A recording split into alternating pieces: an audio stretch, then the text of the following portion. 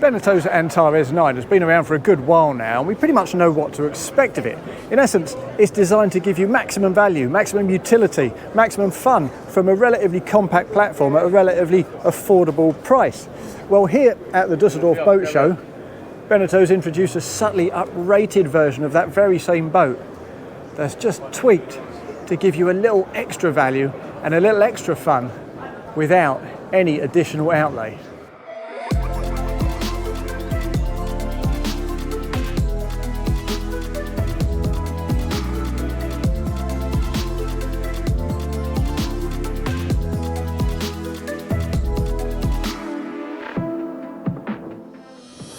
Now, right from the start, you can tell that the basic principles are, of course, the same. We've got this big, beamy, bluff hull.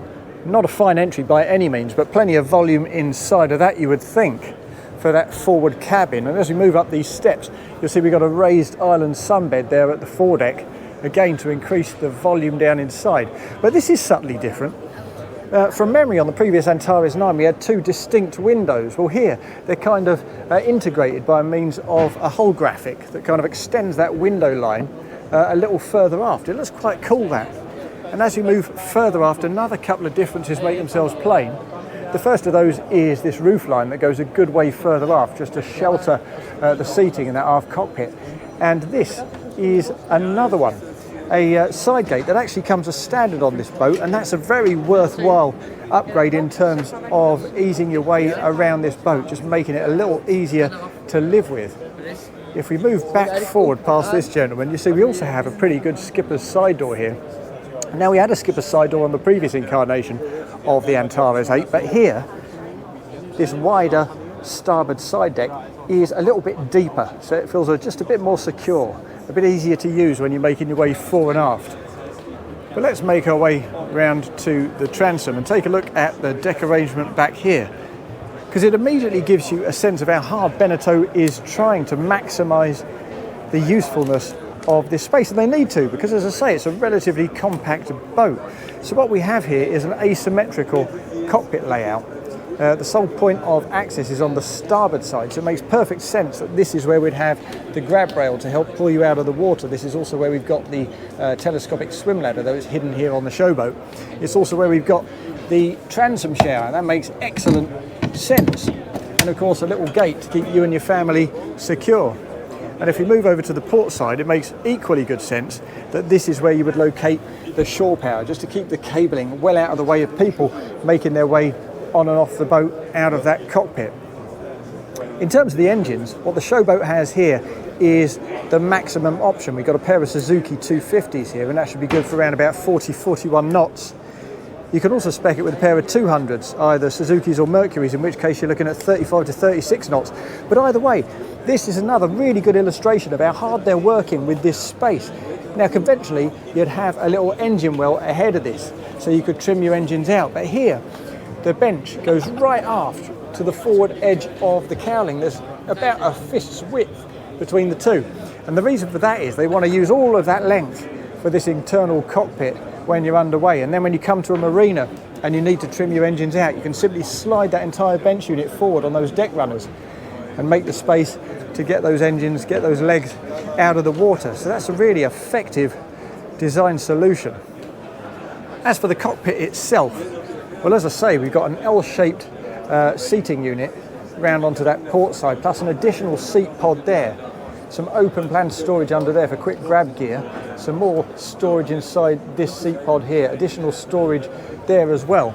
And as you'll see, this section of the deck hinges right up, and that gives you a cavernous storage space, big enough for all the infills you need to turn this into a sunbed zone, and big enough also for the ladder that you can then fit into these little receptacles by this side gate. So that makes good sense. And what makes equally good sense is the fact that this actually doubles as an engineering compartment. So you can use this as the place to store your lithium-ion battery banks or your genset. And of course you'll need those, one or the other, if you also choose the air conditioning unit, which goes inside that unit at the back end of that dinette on the port side in the saloon.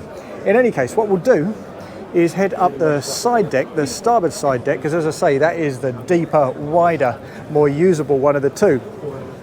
And as we do so, it's worth noticing this. This is quite unusual. We've got a gas locker here under the deck tucked away. And that's there because if we peek through there, you'll see we've also got a gas hob. Quite a rare thing these days, but you can, of course, spec the electric hob instead. And that's all the more practical, of course, if you go for that genset or that uprated lithium-ion battery bank. In terms of the security of this side deck, well, it's excellent. The roofline is very trim and narrow, so all of this is available to us. We're not pushed outboard at all. Good rails past the skipper's side door. It's worth noting, actually, as we go past the skipper's side door, we've also got a cleat directly next to that. So that's really useful from a seamanship perspective. And if we head up these two steps, building the volume forward for that cabin again, particularly, as I say, with that raised island sunbed, well, this is what you get.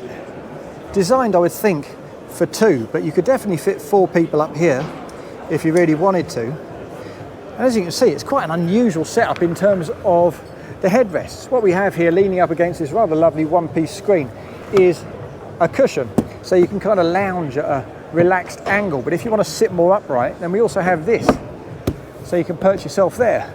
I'm not sure that's the very best solution in the world. It feels a bit fussy and messy to me to have 2 individual units. But it certainly means that if you tuck this down away like that, then you've got easy room there for a 6-footer to stretch out. We've got pretty generous walkways around the bow here as well. And because, of course, the anchor is mounted out there on the forepeak, here's our chain locker. It's a decent size for your chain, but there's no space for anything beyond that. And if I close that up and take a walk down this narrower, more elevated port side deck, more elevated, of course, because they're trying to factor in additional volume in that midships cabin further aft, and we'll have a look at that in a moment. Well, even though this is narrow, if I point the camera down, you'll see it's barely more than the width of my foot, but we've got very pronounced tow rails. We've got good rails outboard. We've got additional rails on the rooftop as standard, and just as on the starboard side, well, this is tucked right in. It's not pushing you outboard at all, so it feels very secure. And that's a pretty hard-working roof in other ways as well. We get the sunroof as standard. We get the rails as standard, as I say. There are those optional solar panels further aft. And on this showboat, we also get a roof rack for carrying your stand-up paddle boards and your kayaks. Before we go any further, I should also point out that we get a sliding window on this port side and another midships cleat there to mirror that on the starboard side. So it really is a very easy boat to handle as a solo skipper, particularly if you go for the joystick option. And as we make our way back down into the port side of the cockpit, well, there is a little spot down here on the gunnel to step, but I'd like to see a little bit of tread plate there just to keep it grippy, and I'd like to see a rail here too, just so you can lower yourself into the cockpit with a bit more security and confidence. In any case, once we're back down here in this cockpit, it's worth just considering this extended roof again, because as I say, it goes right out towards the back end of that dinette, which is very useful. And you can, of course, use wraparound canvases to cordon off this entire space. But it does have the potential to feel slightly oppressive on this showboat because it's a huge chunk of fiberglass. And if the sun's shining, it has the potential to feel a little bit dark. But of course, you can spec this with a soft close sunroof, a fabric sunroof if you prefer. But as I say, and as you've seen, on this particular boat, we've got the solar panels up there, so it's not possible. Now let's move forward into the internal saloon, and as we do so, it's worth noticing how effectively integrated these two spaces are, courtesy of this 3-part sliding door, a large aperture here, the fact that the deck level only raises a touch beyond that threshold. So they really do feel, these two spaces, as though they inhabit pretty much the same zone. It's a very attractive feeling. And the saloon layout, well, that's very similar to what we've seen before on previous incarnations of the Antares 9, and that's a very good thing. So we get a 4-person dinette raised on that port side, again generates extra volume down below. On the starboard side, we get a fore and aft galley with that gas hob, with the sink, with the optional barbecue and an uprated 80-litre fridge down here. It's also worth pointing out the fact that these finishes, well, they're taken directly off the Antares 12, which is the flagship of the line. So the intention here at Beneteau is to give this boat a slightly more premium feeling than previous incarnations, and they've certainly achieved that. And if we look slightly further forward, well, I also really like the way that, again, they've made very best use of space, not least with features like this. aft-facing bench that you can swing over and use for 2 co-pilots, elevated to the same level as the skipper for brilliant all-round views. Very narrow mullions, lovely big deep windows. Well, there's no adjustability here at the wheel, but the skipper seat does move fore and aft, and unlike on the previous Antares 9, it also rotates to face this table, in which case this little ledge here is a great place to plant your feet, and you can feasibly sit 5 people for dinner in the shelter of this superstructure, which is quite a thing, as I say, on a boat of this scale. Now, if you want to sleep extra people, you can also rotate this a quarter turn, drop it into the space on these ledges, and pop an infill on top of there. Turn it into a 3rd double berth to supplement the 2 down below. And the helm station itself, although it's quite narrow, quite up and down, quite an unusual sort of shape. Well, actually, some of the equipment has spilled over into other spaces. So if we look up above the side windows, we've got the Fusion remote and the VHF. And if I perch myself at the helm itself, well, in spite of the fact that this is a compact boat, in spite of the fact that we've got a galley butting up against the back end of this chair, well, there's plenty of fore and aft movement. So actually, the space here is really quite generous, much more so than a lot of larger, better appointed boats. And if I perch myself in the skipper's position, where we get a good foot brace down below, we get a wire-free charger for your phone, plenty of switch gear, and a 12-inch plotter plus your Suzuki data displays there. Here's our tabs, slightly far forward for my liking, and the thruster is on the port side. I'd like that relocated over here to starboard, but of course you could spec this boat with a joystick, in which case that is exactly where you want it to go, so that you could straddle this side deck, keep a look out at the berth you're trying to park at, and really take control of your parking manoeuvre. Now let's step down these central steps and take a look at the cabins. You find yourself in a central atrium with the owner's cabin forward, with a midships cabin round and to port that runs transverse beneath that saloon floor, and to starboard we've got a heads compartment, the day heads, the wet room. But we'll start with the owner's cabin, because this is a queen size bed, really good size, and a decent little cutout there so you can get round to either side of it. It's entirely symmetrical in that regard. Good vertical height at the leading edge for sitting up in bed, and good long windows as well, which actually have a decent depth to them too.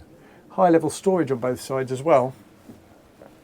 A little section here for fitting your TV, a relatively small one, but space is at a premium. The lighting's quite attractive, and we also have a little bit of storage here on the port side, a bit of hanging storage. But if you're looking for somewhere to keep your gear for a longer weekend, well, we do have a decent section beneath the bed, as you can see, hinged on pretty good strong rams, so it's easy to access one-handed. And if I spin around and head round to the port side to take a look at that guest double, well, that's no less impressive in its own way. Its own private access. And as we come down in here, well, this is the section beneath that port dinette. And the deckhead does plunge a bit, but it's actually 3 centimetres more generous in terms of vertical height than its predecessor. Again, we get a decent bit of hanging storage in a cabinet at the entry point, a little changing seat, decent windows, and a good size of bed that measures around about 140 by 190. So a really decent guest double. As for that heads compartment, well, as I step in, you'll see that vertical height is limited, so you do have to stoop to get in here, but the footprint is pretty good. We've got a toilet forward in that angle, another decent size of window, this time frosted, a good size of sink with storage underneath. And this is quite unusual. On most boats you just see a panel screwed in or connected with Velcro, and here you get a proper hinged hatch to access the wiring on the back of your dash equipment, which is a very nice touch. Just close that up again, and here of course is your shower attachment coupled with your deck drain, of course, so you can use this as a wet room and take weekends away. That then is the new Beneteau Antares 9. Subtle tweaks, but very useful ones. What they've basically done is taken what was already a very good boat and just made it a little bit better. And what is not to like about that? And if I twist the camera around, well, the pricing remains very keen. It starts at 160,000 euros, including VAT for the base package. And even in this high spec showboat package, you're looking at 224,000 euros, including VAT. And on the modern market, that represents an enormous amount of boat and an enormous amount of fun for the money. Now, whether you agree or disagree with that, please do comment below. We'd love to hear from you. If you've enjoyed this video, hit like, and if you'd like to see more videos like this, please do subscribe to the Motorboat and Yachting channel.